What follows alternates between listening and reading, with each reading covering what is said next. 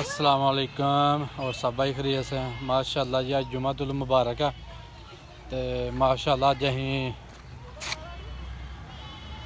नहा धो के कपड़े पा के हत्थ करा के तो जुम्मे की तरफ जा रहे हैं, मस्जिद की तरफ।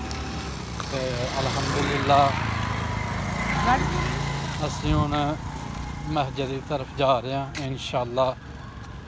नाल तकरीर सुनने नाल अल्हम्दुलिल्लाह जुमातुल मुबारक पढ़ने, जुम्मे की नमाज पढ़ने।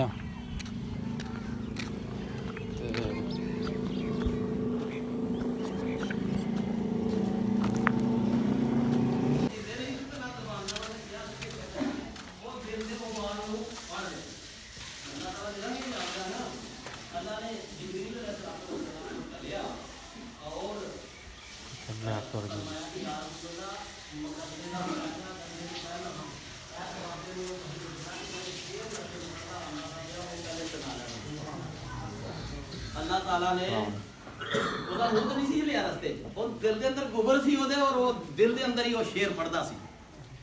ਹੁਣ ਸ਼ੇਰਾਂ ਦਾ ਥੋੜਾ ਜਿਹਾ ਤਰਜਮਾ ਤੇ ਤੁਸੀਂ देखोगे वो अल्लाह ताला कहता है ना कि जब कोई ज़्यादा उम्र वाला होता है तो उसको मैं खलकत में पलटा देता हूँ, उससे बच्चा बना देता हूँ। यानी जब बच्चियां दी हरकतां करेगा ज़्यादा उम्र वाला, वो फिर ਉਹਦੇ ਵਿੱਚ ਫਿਰ ਪਤਾ ਚੱਲਿਆ। ਅੱਛਾ ਜੀ, ਉਹਨੇ ਬਾਬੇ ਨੇ ਜਦੋਂ ਉਹ ਗੱਲਾਂ ਦੱਸੀਆਂ ਜਿਹੜੀਆਂ ਰਸਤੇ 'ਚ ਸੋਚਦਾ ਆਂਦਾ ਸੀ ਪਿਆ, ਉਹ ਜਿੰਨੀ ਵਾਰੀ ਵੀ ਤੁਸੀਂ ਕਦੀ ਉਹ ਮੈਂ ਕਹਿੰਦਾ ਹਰ ਬੰਦੇ ਨੂੰ ਆਪਣੇ ਘਰ 'ਚ ਆਪਣੇ ਬੱਚਿਆਂ ਨੂੰ ਇਹ ਗੱਲ ਸੁਣਾਉਣੀ ਚਾਹੀਦੀ ਹੈ ਕਿ ਕਿਆਸਾ ਫਿਰ ਉਹ ਨਕਸ਼ਾ ਖਿੱਚਿਆ ਉਸ ਬਾਬੇ ਨੇ ਕਿ ਨਬੀ ਕਰੀਮ ਸੱਲੱਲਾਹੁ ਅਲੈहि ਵਸੱਲਮ ਜ਼ਾਰੋ ਕਤਾਰ ਰੋ ਰਹੇ ਸਨ ਜਦੋਂ ਉਹ ਪੜ੍ਹ ਰਿਹਾ ਸੀ। ਉਹ ਗੱਲ ਦੱਸ ਰਿਹਾ ਸੀ ਨਾ, ਅੱਲਾ ਦੇ ਪੈਗੰਬਰ ਰੋ ਰਹੇ ਸਨ। ਤੇ ਅਗਰ ਸਾਡੇ ਦਿਲ ਦੇ ਅੰਦਰ ਵੀ ਕੋਈ ਚੀਜ਼ ਹੋਏ ਅੰਦਰ ਰੋਣਾ ਸਾਡਾ ਵੀ ਨਿਕਲ ਜਾਂਦਾ, ਲੇਕਿਨ ਸਾਨੂੰ ਦੁਨੀਆ ਨੇ ਸਖਤ ਬਣਾ ਛੱਡਿਆ। ਤੇ ਉਹ ਕਹਿਣ ਲੱਗਾ ਕਿ ਮੇਰੇ ਬੇਟੇ ਜਿਸ ਦਿਨ ਤੂੰ ਪੈਦਾ ਹੋਇਆ ਅਸੀਂ ਆਪਣੇ ਲਈ ਜੀਣਾ ਛੱਡ ਦਿੱਤਾ, ਤੇਰੇ ਲਈ ਜੀਣ ਲੱਗ ਪਏ। ਉਹ ਰਾਹ 'ਚ ਸੋਚਦਾ ਸੀ ਪਿਆ ਆਪਣੇ ਬੇਟੇ ਦੇ, ਜਿਹੜਾ ਬੇਟਾ ਉੱਥੇ ਬੈਠਾ ਦਾ ਸ਼ਿਕਾਇਤ ਲਾ ਕੇ ਮੁਕੱਦਮਾ ਕਰਕੇ ਬੈਠਾ ਦਾ ਅੱਲਾ ਦੇ ਰਸੂਲ ਦੀ ਖਿਦਮਤ ਵਿੱਚ ਸਾਹਬਾ ਕਰਾਮ ਬੈਠੇ ਦੇ, ਬਾਪ ਜਾ ਰਿਹਾ ਵਿਚਾਰਾ ਬੁਢਾਪੇ 'ਚ, ਤੇ ਰਾਹ 'ਚ ਇਹ ਗੱਲ ਦਿਲ 'ਚ ਸੋਚਦਾ ਪਿਆ। ਅੱਲਾ ਨੇ ਉਹ ਗੱਲ ਜਿਹੜੀ ਗੱਲ ਹੈ ਨਾ ਉਹ ਸੁਣ ਲਈ, ਔਰ ਅੱਲਾ ਨੂੰ ਵੀ ਫਿਰ ਇੰਨੀ ਪਸੰਦ ਆਈ ਕਿ ਅੱਲਾ ਨੇ ਜਬਰੀਲ ਦੇ ਜ਼ਰੀਏ ਫਿਰ ਸੁਨੇਹਾ ਕੱਲਿਆ ਕਿ ਉਹ ਸੁਣੋਗੇ ਗੱਲ। ਮਤਲਬ ਇਹ ਸੀ ਕਿ ਦੁਨੀਆ ਵੀ ਸੁਣ ਲੈ। ਉਹੀ ਫਿਰ ਫੈਜ਼ਾਨ ਹੈ ਕਿ ਅੱਜ ਮੈਂ ਤੁਹਾਡੇ ਸਾਹਮਣੇ ਕਹਿ ਰਿਹਾ ਕਿ ਤੁਸੀਂ ਵੀ ਉਹ ਸੁਣ ਲਵੋ। बेटा जिस दिन तू पैदा होया सी अपने लिए जीना छड़ दिता ते तेरे लिए जीण लग पे। तेरी मां तेनू दुध पिलाण लग पई ते मैं मजदूरी कर करके ते तेरे मुंह च नवाला पाण दी जदोजहद च लग गया। ये वो रस्ते च गल्लां कर रहा। मेरी पहली ते आखिरी कमाई सिर्फ तेरे उत्ते लगदी सी ते तेनू देख के असीं खुश हुंदे सां ते तू रोंदा सा ते असीं भी रो पैंदे सी कि असीं वो कहानी बयान कर रहे हां। जदों कदी तू बीमार हुंदा सा ते असीं तेरी मंजी नाल चिंबड़ जांदे सी, सारी सारी रात असीं जागदे सां और रो रो के अल्लाह के दुआ करी अल्लाह इनू बचा ये मर गया तो असीं किस की करांगे। यह रस्ते च दुआवां मंग गल्लां करदा आ रहा, अपने बेटे दे नाल गायबाना गुफ्तगू भी कर रहा। तेरी तड़प दे विच सारी सारी रात असीं जागदे सां ते तेरे वास्ते अपनियां सारियां ख्वाहिशां दबा लईयां। कोई अपनी ख्वाहिश पूरी नहीं कीती, ना कपड़े लत्ते दी, ना जुत्ती दी, ना कपड़े दी, ना खाण पीण दी। असीं आंदे सां कि साडे पुत्तर नूं सब कुछ लभ जाए। फिर कहता तेनू मुस्कुरांदा देखण वास्ते किन्ने क धक्के मैं खाधे दे। मैं आंदा मेरा पुत्तर मैनू मुस्कुरांदा लभे, मैं जिन्ने मर्जी धक्के खा ला तो मैं खा ला। गर्मी दियां लोआं ਉਹਦੇ ਵਿੱਚ मैं मजदूरियां कीतियां, सर्दियां दे थपेड़े मैं खाधे, लेकिन तेनू पालन की खातर मैं अपने जिस्म नू खुद ही खांदा रहा, खुदा रहा। मैं ज़ाहिर है जदों अपने जान की ध्यान ना करांगा ते कमा कमा के औलाद नू भी देंगा, आपे बीमार हाँ तो कोई गल नहीं, आपे भुख है तो कोई गल नहीं, आपे गर्म कपड़ा नहीं तो कोई बच्चा किसी तरीके दे नाल सब कुछ हासिल कर जाए। ते बाबा जी रस्ते च कहते जाते सन पे कि तेनू पालन की खातर मैं अपने वजूद नू ही खांदा रहा।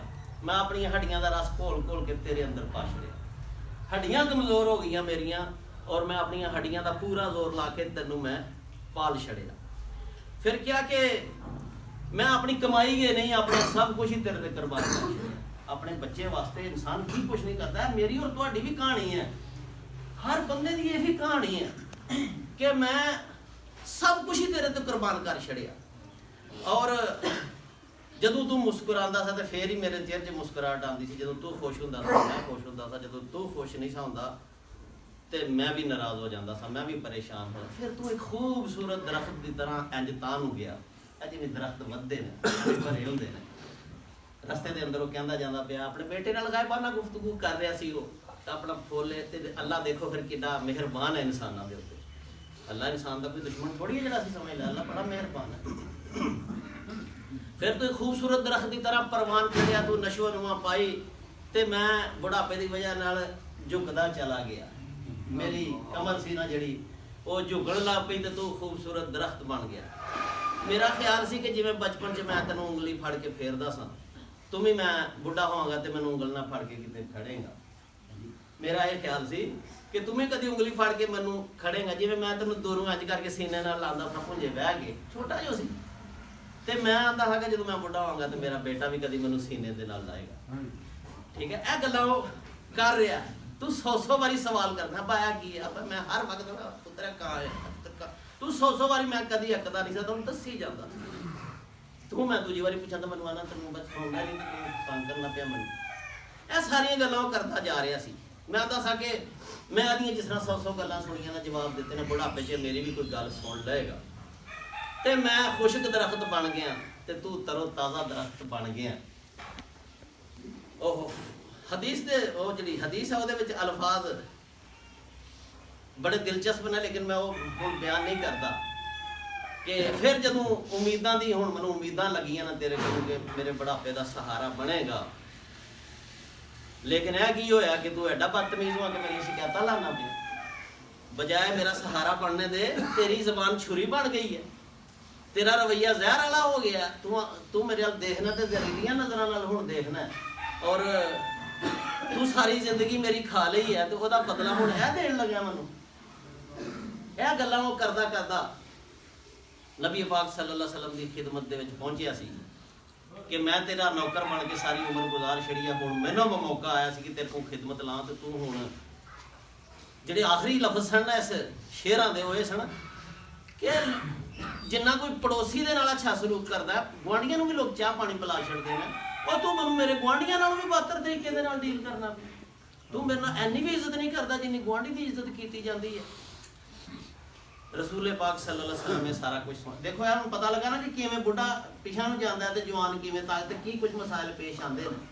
ਨਬੀ ਕਰੀਮ ਸੱਲੱਲਾਹੁ ਅਲੈਹਿ ਵਸੱਲਮ ਜ਼ਾਰੋ ਕਤਾਰ ਰੋ ਰਹੇ ਸਨ ਉਹਦਾ ਇਹ ਗੱਲ ਸੁਣ ਕੇ। ਅੱਲਾਹ ਤਾਲਾ ਨੂੰ ਵੀ ਇਹ ਪਸੰਦ ਆਈ ਸੀ ਗੱਲ, ਤਾਈਂ ਤੇ ਉਹ ਬਿਆਨ ਫਰਮਾਈ। आपने ਉਹਦਾ ਗਰੇਬਾਨ ਫੜਿਆ ਬੱਚੇ ਦਾ ਤੇ ਉਹਨੂੰ ਝਟਕਾ ਦੇ ਕੇ ਗੁੱਸੇ ਨਾਲ ਆਖਿਆ, तू और तेरा माल अंता व मालू का अभी का ली अभी का, तू और तेरा माल दोनों तेरे अब्बे के हैं, जैसे मर्जी करे हमारे। फैसला की सुनाया मां बाप का, देखो ना की अदब किया अल्लाह के पाक पैगंबर ने। फैसला सुनाया कि तू और तेरा माल दोवें तेरे अब्बे दा, जिस तरह मर्जी वो करे। ऐ जे प्यो दा मुकाम। और अज साडे सारे मुआशरे की गल है, जरा जरा सारी गल ते मां नूं झिड़क देना, जरा जरा सारी गल ते प्यो नूं बंद करना। बल्कि मैं अपनी कन्ना ना सुनिया लोग आंदे ने अब्बा तू कट के ना बोलिया कर, जिथे जो बंदे बोलना है तू ना बोलिया कर। दसो प्यो बंदा ही नहीं ओदी नज़र। जो बंदे बोलते हो अब्बा तू चुप कर रहा कर, तू गल कट के बोलदा क्यों भाई? अब्बा जो इंसान ने वो नहीं बोल सकता। ये मैनू झिड़कदा है हुण कि अब्बा तू गल्लां सही नहीं करता। वो जो नहीं भी सही करता गल्लां ते किसी तरीके दे नाल प्यो दे अदब दे नाल उहनूं समझाउण दी जरूरत है। तो तू क़यामत दीयां निशानियां क्यों पढ़ना पिया?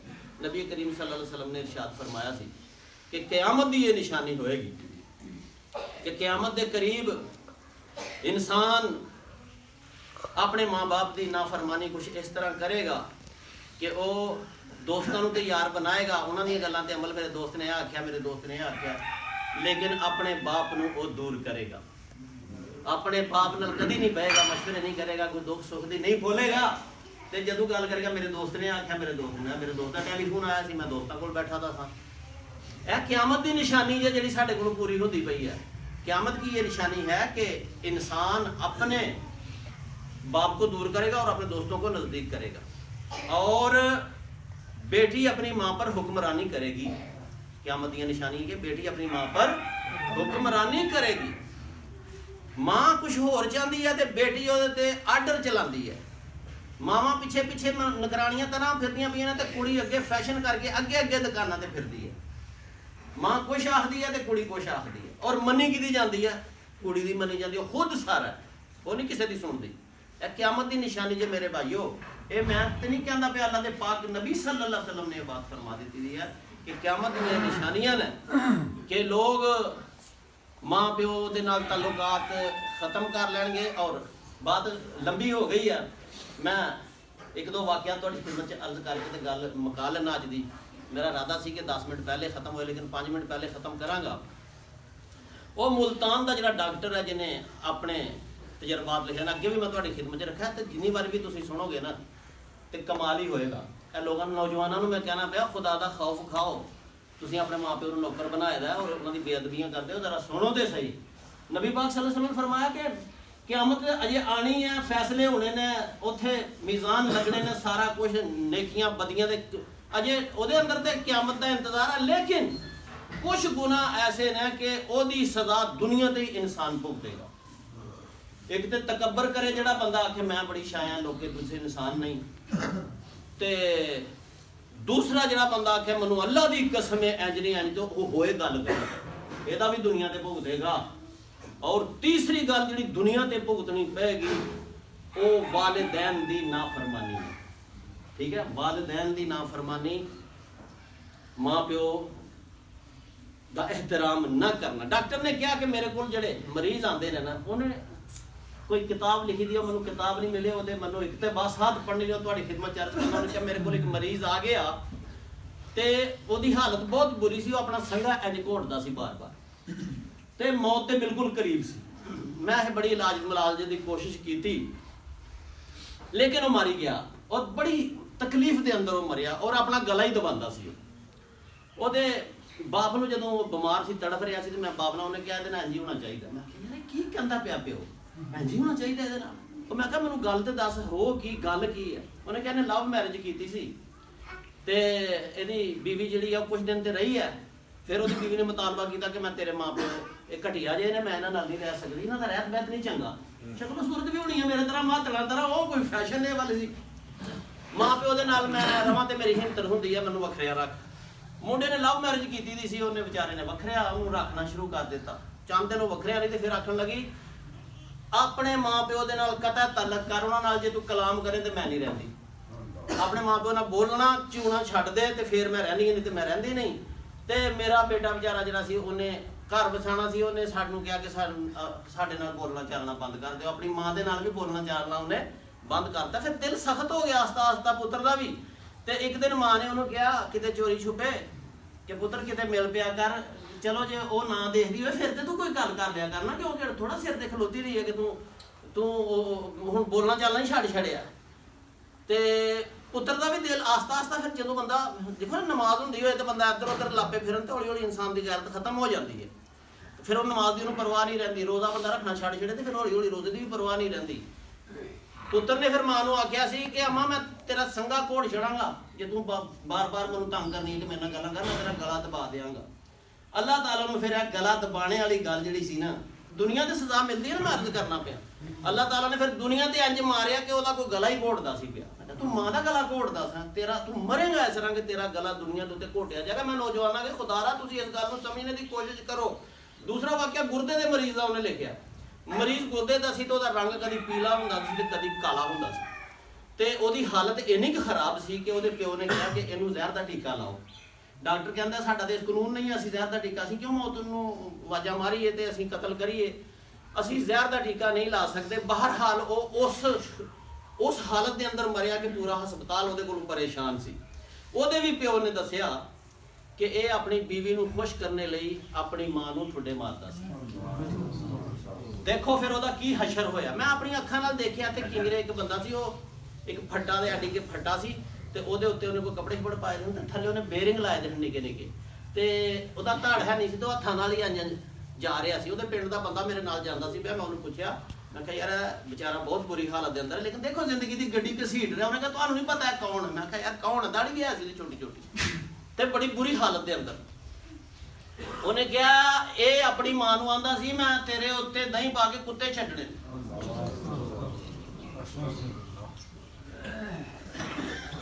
ਨਬੀ ਪਾਕ ਨੇ ਫਰਮਾਇਆ ਦੁਨੀਆ ਦੇ ਉੱਤੇ ਜਿਹੜਾ ਬੰਦਾ ਮਾਂ ਪਿਓ ਦੀ ਨਾਫਰਮਾਨੀ ਕਰੇਗਾ ਉਹਨੂੰ ਦੁਨੀਆ ਦੇ ਉੱਤੇ ਭੁਗਤਣਾ ਪਏਗਾ।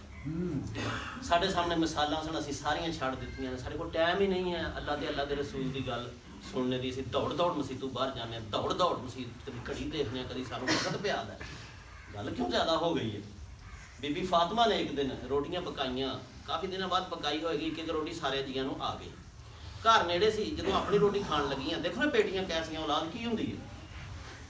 ਇੱਕ ਰੋਟੀ ਜਦੋਂ ਖਾਣ ਲੱਗੇ ਤਾਂ ਉਹਨਾਂ ਨੂੰ ਖਿਆਲ ਆਇਆ ਕਿ ਅੱਬਾ ਜੀ ਮੇਰੇ ਕੋਲ ਹੀ ਨਾ, ਘਰ ਉਹਨਾਂ ਦੇ ਨੇੜੇ ਨੇੜੇ ਸਨ, ਤੇ ਮੈਂ ਅੱਬਾ ਜੀ ਨੇ ਪਤਾ ਨਹੀਂ ਕੋਈ ਖਾਧਾ ਕਿ ਨਹੀਂ ਖਾਧਾ ਹੋਵੇ ਨਾ, ਤੇ ਮੈਂ ਅੱਧੀ ਖੁਦ ਖਾ ਲੈਣੀ ਤੇ ਅੱਧੀ ਆਪਣੇ ਅੱਬਾ ਜੀ ਲਈ। ਦੇਖੋ ਔਲਾਦਾਂ ਕੀ ਹੁੰਦੀਆਂ ਨੇ ਸਾਡੇ ਸਾਹਮਣੇ, ਉਸਵਾ ਕੀ ਹੈ ਹੋਵੇ ਨਾ, ਤੇ ਮੈਂ ਆਪਣੇ ਅੱਬਾ ਜੀ ਲਈ ਲੈ ਜਾ ਅੱਧੀ ਰੋਟੀ। ਉਹਨਾਂ ਨੇ ਉਹ ਅੱਧੀ ਰੋਟੀ ਬੀਬੀ ਫਾਤਮਾ ਰਜ਼ੀ ਅੱਲਾਹ ਤਾਲਾ ਅਨਹਾ ਨੇ ਇਕੱਠੀ ਕੀਤੀ ਔਰ ਜਾ ਕੇ ਨਬੀ ਪਾਕ ਸੱਲੱਲਾਹੁ ਅਲੈहि ਵਸੱਲਮ ਦੀ ਖਿਦਮਤ 'ਚ ਪੇਸ਼ ਕੀਤੀ। ਨਬੀ ਕਰੀਮ ਹੁਣ ਦੇਖੋ ਜਿਹੜੀ ਗੱਲ ਕਰਨਾ ਚਾਹੁੰਦਾ, ਤੁਸੀਂ ਦੇਖੋ ਬਾਅਦ ਔਕਾਤ ਇਨਸਾਨ ਨੂੰ ਪਤਾ ਹੀ ਨਹੀਂ ਹੁੰਦਾ ਕੀ ਬਣਦਾ ਪਿਆ। ਨਬੀ ਕਰੀਮ ਸੱਲੱਲਾਹੁ ਅਲੈहि ਵਸੱਲਮ ਨੇ ਉਹ ਰੋਟੀ ਖਾਧੀ ਤੇ ਫਿਰ ਇੱਕ ਕਸਮ ਉਠਾਈ आपने आख्या उस खुदा की कसम जिदे कब्जा कुदरत च मेरी जान है, मुहम्मद रसूलुल्लाह ने 3 दिन बाद मुर्गी खाधी है। पता है सानू माँ प्यो कभी दिल च आवे तो माँ प्यो वल चले जाया करो और कुरान हदीस की पैरवी करके माँ प्यो के अदब के बारे में इंशाअल्लाह मैं मजीद कुछ कोशिश करांगा तुहाडे अपने मुआशरे में तब्दील करिए। हुण माँ प्यो की इंज इज्जत करिए कि जाके पीर नूं नजराने दिंदा पिया ते प्यो घर धक्के खांदा पिया। तेरा पीर ते तेरे घर सी, ਉਹ ਤੇਰੀ ਤੇ ਜੰਨਤ ਤੇਰੇ ਘਰ ਸੀ, ਤੂੰ ਉੱਥੇ ਕੀ ਲੈਣਾ ਪਿਆ ਜਾ ਕੇ? ਹੈ ਕੋਈ ਸਮਝਾਣੇ ਵਾਲਾ ਇਹਨਾਂ ਲੋਕਾਂ ਨੂੰ? ਮੈਂ ਬੈਤ ਕਰਨ ਜਾ, ਤੂੰ ਬੈਤ ਕਰਨ ਕਰ ਚੱਲਿਆ, ਤੂੰ ਪਿਓ ਨੂੰ ਧੱਕੇ ਦੇਣਾ ਪਿਆ, ਮਾਂ ਨੂੰ ਤੂੰ ਡੁੱਡੇ ਮਾਰਨਾ ਪਿਆ, ਤੇ ਬੈਤਾਂ ਉੱਥੇ ਕਰਨਾ ਪਿਆ, ਪੈਸੇ ਉੱਥੇ ਲਾਉਣਾ ਪਿਆ। ਇਹ ਗੱਲ ਕੌਣ ਸਮਝਾਏ? ਜੇ ਆਖੋ ਇਹ ਪੀਰਾਂ ਨੂੰ ਨਹੀਂ ਮੰਨਦਾ। ਉਸ ਗੱਲ ਨੂੰ ਸਮਝਣ ਦੀ ਕੋਸ਼ਿਸ਼ ਕਰੀਏ। ਅੱਲਾਹ ਤਾਲਾ ਅਮਲ ਕਰਨ ਦੀ ਤੌਫੀਕ ਅਤਾ ਫਰਮਾਏ। ومن سيئات أعمالنا من يهده الله فلا مضل له ومن يضلل فلا هادي له ونشهد أن لا إله إلا الله وحده لا شريك له ونشهد أن محمدا عبده ورسوله وخاتم النبيين أما بعد فأعوذ بالله من الشيطان الرجيم بسم الله الرحمن الرحيم سبحان ربك رب العزة عما يصفون وسلام على المرسلين والحمد لله رب العالمين بارك الله لنا ولكم في القرآن العظيم ونفعنا وإياكم بالآيات والذكر الحكيم إنه تعالى جواد كريم ملك بر رؤوف رحيم.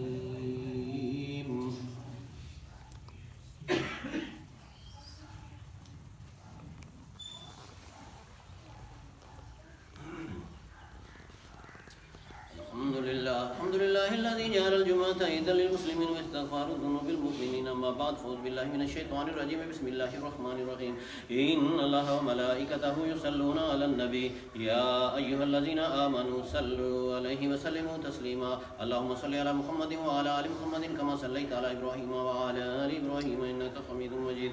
اللهم بارك على محمد وعلى آل محمد كما باركت على إبراهيم وعلى آل إبراهيم إنك حميد مجيد. اللهم صل على سيدنا ومولانا محمد بعدد من صلى وصام. اللهم صل على سيدنا ومولانا محمد بعدد من قاد وقام. وصل على جميع الأنبياء والمرسلين وعلى الملائكة المقربين وعلى سائر الصحابة والتابعين وعلى أهل طاعتك أجمعين.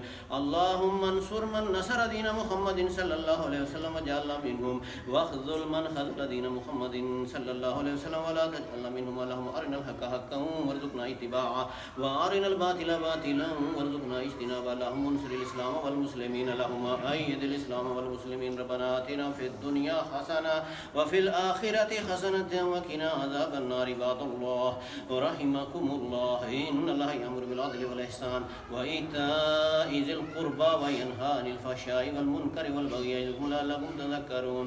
اذكروا الله يذكركم وادعوه يستجب لكم ولذكر الله تعالى أعلى وأولى وعز وجل وأتم وأعظم وأكبر والله يعلم ما تصنعون. صفحة سديد. لا إله إلا الله لا إله إلا الله محمد وعلى آله وصحبه أجمعين. الله العالمين واجد مدی حاضری تیری حمد و ثنا اور تیرے حبیب صلی اللہ علیہ وسلم ہدیہ درود و صلاۃ و سلام. تمام حاضرین دعا کر دینا یا اللہ پاک تمام دیاں دلی جائز حاجات کو پورا فرما دے. یا اللہ سارے سارے دی مغفرت عطا فرما, سارے ماں باپ دی مغفرت عطا فرما اور مسلمانوں دی مغفرت عطا فرما. یا اللہ سارے بیماراں نو شفا کاملہ عاجلہ عطا فرما. یا اللہ خصوصاً بھائی غفور بابڑا والے نے دعا واسطے کہا میرے مالک تو بھائی دیاں پریشانیاں دور فرما, بیماری نو صحت دے اندر تبدیل فرما. सेहतमंद होकर वो पंजगाना नमाज और दीनी शायर ते अमल करने वाला बन जाए। या इलाहुल आलमीन और भी जिन्हें लोगों ने दुआ वास्ते किया या अल्लाह सब वास्ते खुलूस दिल ना दुआ करने मालिक तमाम दियाँ मुरादां पूरियां फरमा दे। या अल्लाह औलाद वालों परेशानियां या वालिदैन वालों या रिज़्क वालों तमाम परेशानियां दूर फरमा दे। अल्लाह सानू सारे रिज़्क हलाल अता फरमा, हराम रोज़ी तो सानू साडी औलाद नू महफूज फरमा दे। या अल्लाह अपने फजल ते करम दे नाल सानू गनी कर दे, अपने तो सिवा किसी होर दा मुहताज ना फरमाई। अल्लाह सानू और साडी औलाद नू पंज गाना नमाज पढ़ने दी तौफीक अता फरमा, अपने और अपने हबीब सल्लल्लाहु अलैहि वसल्लम दी मर्ज़ियात ते चलण दी तौफीक अता फरमा। या इलाहुल आलमीन मुआशरे दा खैर सानू अता फरमा और मुआशरे दे शर कोलों सानू महफूज फरमा। अपने नफ्स दे शर, शैतान लईन दे शर और दीगर शुरूर तो साडी हिफाजत अता फरमा। या रब करीम सानू ऐसा बना दे कि तेनू और तेरे हबीब सल्लल्लाहु अलैहि वसल्लम नू असीं पसंद आ जाइए। या इलाहुल आलमीन असीं दुआ करने हैं कि मुसलमान जिथे जिथे भी परेशानी का शिकार ने, खसूसन फ़लस्तीन, इराक और कश्मीर के अंदर, अफगानिस्तान के अंदर सब वास्ते या अल्लाह मुसलमानों दी मुश्किलात नू आसान फरमा। या अल्लाह दीगर दुनिया इस्लाम नू मजलूमीन दी हमायत करने की तौफीक अता फरमा। या इलाहुल आलमीन असीं तेरे के दुआ करदे सानू रोज़ा रसूल सल्लल्लाहु अलैहि वसल्लम दी हाज़री और हज बैतुल्लाह नसीब फरमा, साडियां मुरादां नू भी नसीब फरमा और या रब करीम सानू नबी रहमत सल्लल्लाहु अलैहि वसल्लम दी शफात नसीब फरमाए। या अल्लाह जिहड़ी गुफ्तगू असीं वालिदैन दे अदब दे बारे च और औलाद की तरबियत के बारे च कर और सुन रहे मालिक इहदे अमल करने की तौफीक अता फरमा। साड़ियाँ औलादां नू या अल्लाह पाक वालिदैन दा फरमा बरदार बना दे और माँ बाप नू भी अपनी औलाद की सही तरबियत करने की तौफीक अता फरमा। या अल्लाह साडे बीवी बच्चियां तो सानू अक्ल दी ठंडक नसीब फरमा और सानू परहेजगारां दा इमाम बना दे। साड़ियां घरां दे अंदर, साड़ियां गलियां, साडे बाज़ारां और साड़ियां बस्तियां दे अंदर अपनी रहमत और बरकत नाज़िल फरमा। वसल्लल्लाहु तआला अला रसूल खैर खल्क़िही मुहम्मदिन व अला आलिहि व सहबिहि अजमईन बिरहमतिका या सलातु वस्सलामु अला रसूलिल करीम मुहम्मदिन व अला आलिहि व सहबिहि अजमईन। अल्लाहुम्मा सल्लि व सलाम तबारक व तआला या ज़ुल जलाली वल इकराम। या रब्बी लकल हम्द कमा यंबगी लिजलाली वजहिका व अज़ीम सुल्तानिक। रब्बना आतिना फिद दुनिया हसना व फिल आखिरति हसनतन व क़िना अज़ाबन्नार। रब्बना आतिना मिन लदुनका रहमतन व हय्यि लना मिन अमरिना रशदा। अल्लाहुम्मा इन्नी असअलुकल अफ़्व वल आफ़िया फिद दुनिया वल आखिरा। रब्बना इग़फिर ली व लिवालिदैया व लिल मुमिनीना यौमा यक़ूमुल हिसाब। रब्बि औज़िनी अन अश्कुरा निअमतका अल्लती अनअमता अलैया व अला वालिदैया व अन अअमला सालिहन तर्ज़ाहु व अस्लिह ली फ़ी ज़ुर्रिय्यती इन्नी तुब्तु इलैका व इन्नी मिनल मुस्लिमीन। रब्बना हब लना मिन अज़वाजिना व ज़ुर्रिय्यतिना क़ुर्रता अयुनिन वजअलना लिलमुत्तक़ीना इमामा। अल्लाहुम्मा अजुरनी फ़ी मुसीबती वख़्लुफ़ ली खैरन मिनहा। अल्लाहुम्मा अस्तर औरातिना व आमिन रवातिना। अल्लाहुम्मा अइन्ना अला ज़िक्रिका व शुक्रिका व हुस्नि इबादतिक। रब्बना तक़ब्बल मिन्ना इन्नका अंतस समीउल अलीम व तुब अलैना इन्नका अंतत तव्वाबुर रहीम। व सल्लल्लाहु तआला अला रसूल खैर खल्क़िही मुहम्मदिन व अला आलिहि व अस्हाबिहि अजमईन बिरहमतिका या अरहमर राहिमीन।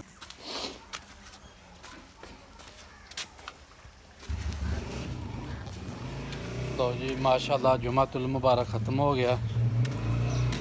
माशाल्लाह जुमे की नमाज बाद जमात तकरीर सुनी है, नमाज भी पढ़ी है बाद जमात ते तकरीर साहब तकरीर भी सुनी है। माशाल्लाह अल्लाह ताला तुहाडा और साडा जुम्मा कबूल मंजूर फरमाए।